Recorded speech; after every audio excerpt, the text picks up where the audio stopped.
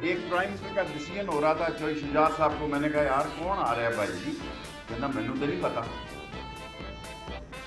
میں نے کہا اچھا دیکھی جائے گی۔ میں نے کان لگایا کون ہوگا پرائم منسٹر، تو مجھے سرتاج عزیز فون کرتے دکھائی دیے۔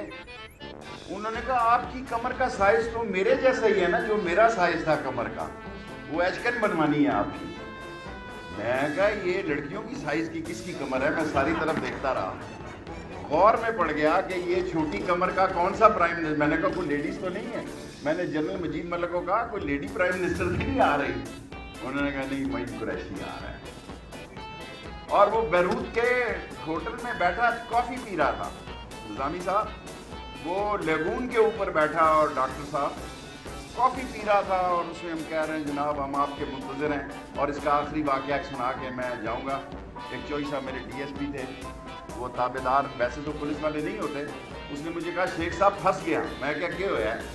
اس کے معین قریشی نے اپنے پیو دی قبر سے جانا ہے، اس کی قبر نہیں مل رہی میانی صاحب ہے۔ تو میں کیا یہ کون سا بڑا مسئلہ ہے؟ کسی قبر کو رات بناؤ کالی۔ اس نے میں کہا خورشید قصوری کو دی ڈیٹ آف ڈیتھ پتا ہوئے گی اس کو۔ اس نے کہا جی ڈیٹ نے میں پتہ کر لی۔ میں کہا کسی قبر پہ لا دے۔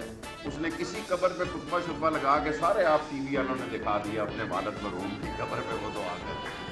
سو پاکستان کی کیا بات کرتے ہیں؟ یہ شوکت عزیز ٹائپ کی سیاست ہے۔ ہم سارے اقتدار کے بھوکے لوگ ہیں۔ جب میں گجرات جیل گیا میں نے کہا میں بے گناہ ہوں، میں نے بندہ نہیں مارا۔ گجراتی نے مجھے کہا یہی نہ کیا کرو بستی ہوندی ہے۔ خدا کی قسم ناجی صاحب کہ انہیں گبرو سونے جوان ہو تسی گجرات دی دھرتی انہوں کو بندہ مارے گا ماریا۔ ہر جیب میں سے گجراتی صبح صبح بالٹی مرغ بنا کے ناشتے میں انڈے بھیجتا تھا کہ قتل کیا جائے۔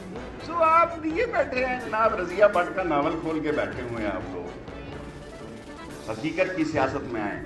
اس وقت نواز شریف NO کی تلاش میں ہے اور ہم لوگ اپنی تاج لگانے کی تلاش میں ہیں۔